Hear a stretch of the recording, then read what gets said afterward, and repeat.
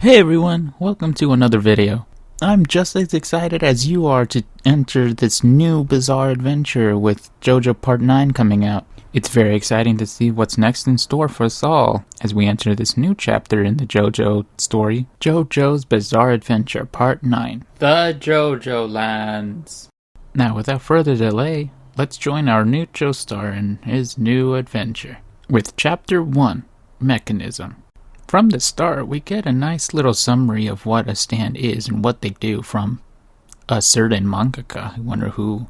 Here we get a few recognizable stands both from the original JoJo verse and the SBR universe. We see stands like Sex Pistols, Killer Queen, D4C, Ballbreaker, Stone Free, The World, Echoes Act 2, Black Sabbath, Tusk Act 4, Whitesnake, Gold Experience, Star Platinum, and Soft and Wet. This one stand, however, I don't recognize right away. Is it a Part 7 stand or a Part 8 stand? Let me know in the comments section below. Moving on, we get an introduction page to both our main JoJo and the location for this part, which takes place in Hawaii. Our new JoJo lead that we'll be following for the next few years is named Joestar. I don't know about you, but just to remember what his name was, I had to repeat it to myself a bunch of times. And the name Jojo, I really like it, especially his character design. He's got some nice drip. We start off with a few shots establishing our ordinary world in this part, and like always, we enter a situation that will soon introduce our new JoJo lead. In this part, it's a traffic stop that introduces us to Jojo, and from the get-go, we're introduced to the Joe Bro before we get properly introduced to the Joestar of the part.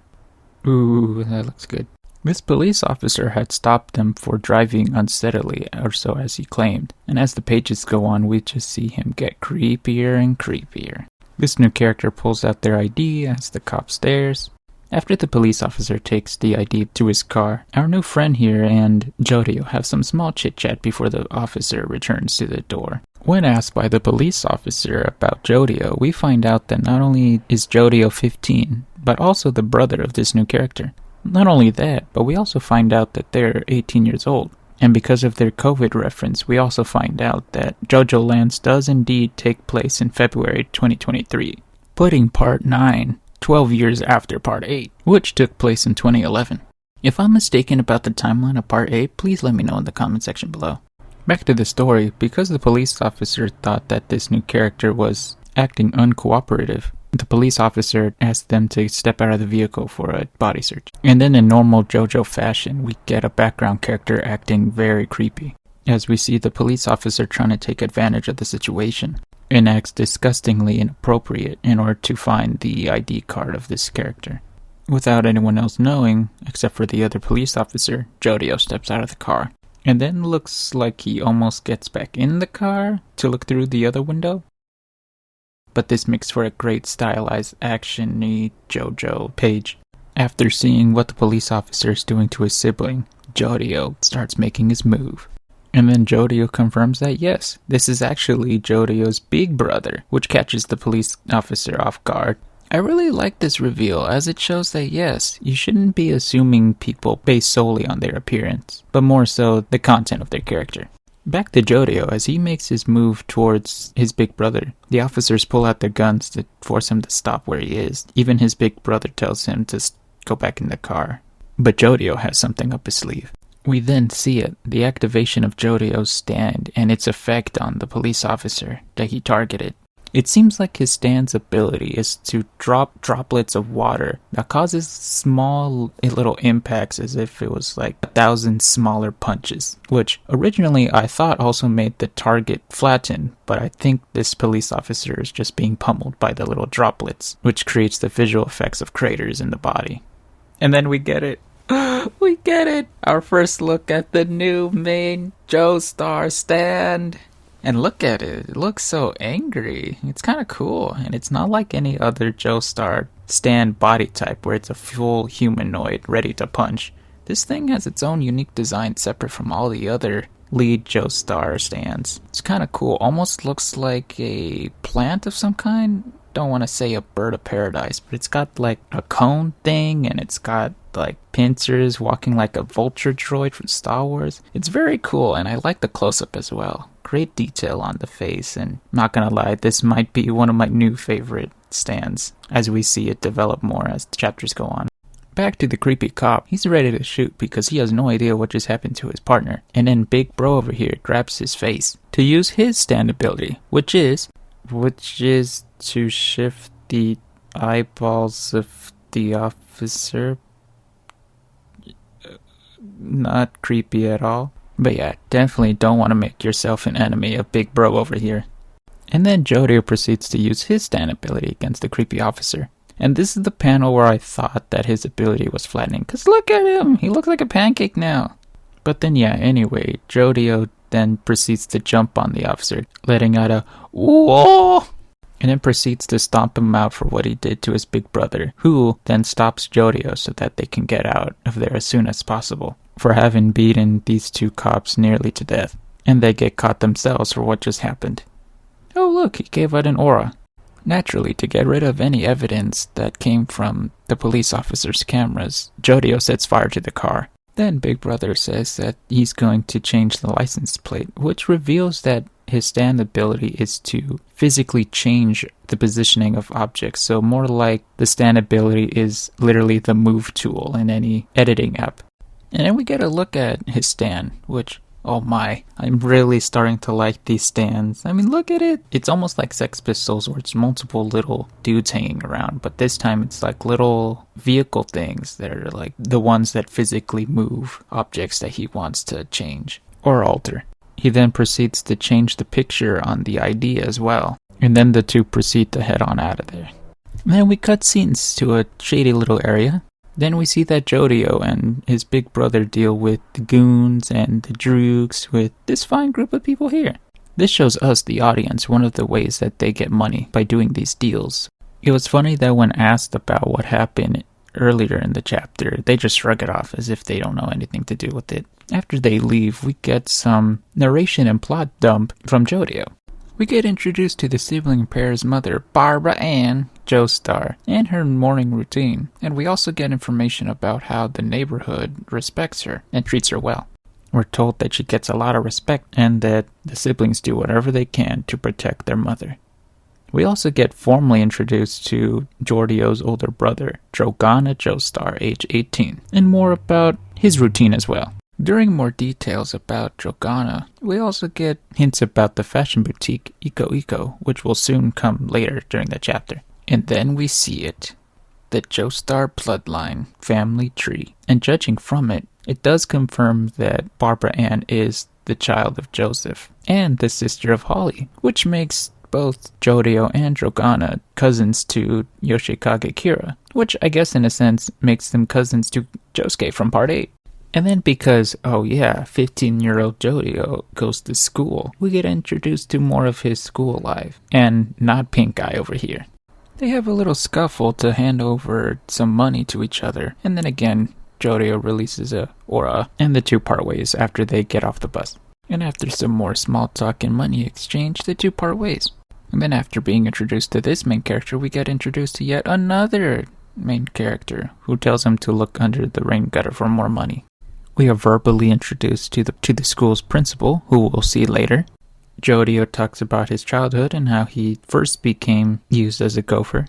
And then he begins his talks about mechanisms, before sidetracking about the appearance of a background character compared to how cool he is and how he's totally not doing JoJo poses that hopefully we can see animated when this eventually comes out in 2030 or 2040 something.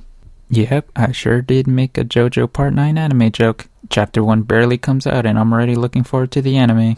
And then after some more sidetracking, Jojo talks about the main theme of this part, the story of how he became filthy rich. Which, much like how Part 8 started, we'll be following this narrative throughout the whole part and see it eventually be brought up and resolved by the end of it. He then continues on about mechanisms. This narration is cool because it gives us a little insight into his mindset and his goal that he'll eventually achieve by the end of the part, as we'll see him grow from where he is now onto the Jojo that he will be by the time that his part ends. We are then formally introduced by that one character before with the electric scooter. This guy's name is Paco Lovelantes, age 19. We get insight to Paco's stand and how it works, which somehow I missed the first time. But how his stand works is supposedly the arrows on his muscles are supposed to grab/attract things to him based off whatever body part is nearest to the objects that he wants. And since he's a thief, it comes in handy for grabbing things that he wants to get. I'm sure that when we get a proper explanation about how his stand works, it'll make a lot more sense. After Paco's stand explanation, we get some JoJo humor as Dragano uses his stand to grab Paco's ear. After that short and funny scene, the store owner, who is really tall, tells everyone but our main trio to leave the store, for they have business to attend to. And then we are soon properly introduced to Meryl May Kui, age 49, who is also the principal of the high school Giorgio goes to, and proprietress of the fashion boutique and their boss. Giorgio explains that not only does she sell the fashion merchandise at the store, but she also designed a good majority of said fashion designs, and a little bit more of her personal life, and how she uses Eco as a front so that she can conduct her crime business with the main trio. And is it just me, or some of the fashion designs loosely based off of stands? Because this to me reminds me of D4C, and this one looks a lot like Tusk Act 4. I could be wrong, and maybe I'm just stretching, but I don't know.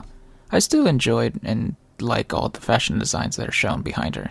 She tells them to turn off their phones and focus up as she starts to explain her next job that she has for them, which is to try to steal a blue diamond from a very rich Japanese person who has a villa here in Hawaii.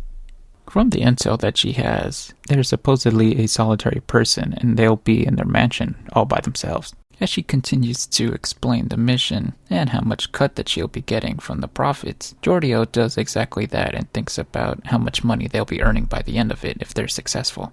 As they begin to discuss the roles that the group will have, and Meryl surprises them saying that it's not going to be a team of 3, it's going to be a team of 4, when guess who's here? The other new main character that we were introduced to earlier when we were at the school. He seems like he's going to be quite a funny character. We already have a fun little banter as the 3 main characters react to him being here.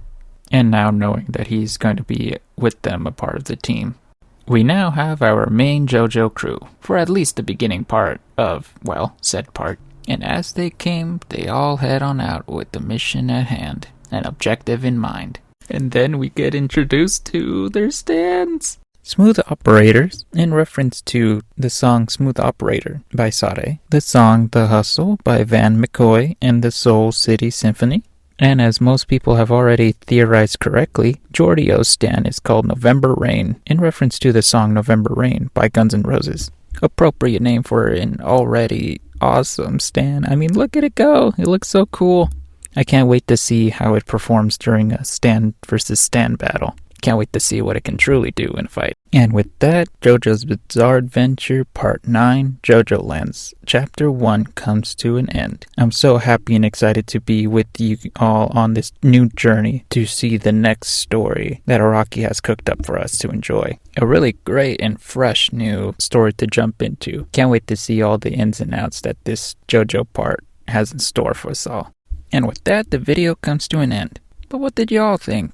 I know you all really enjoyed it and can't wait to see more next month.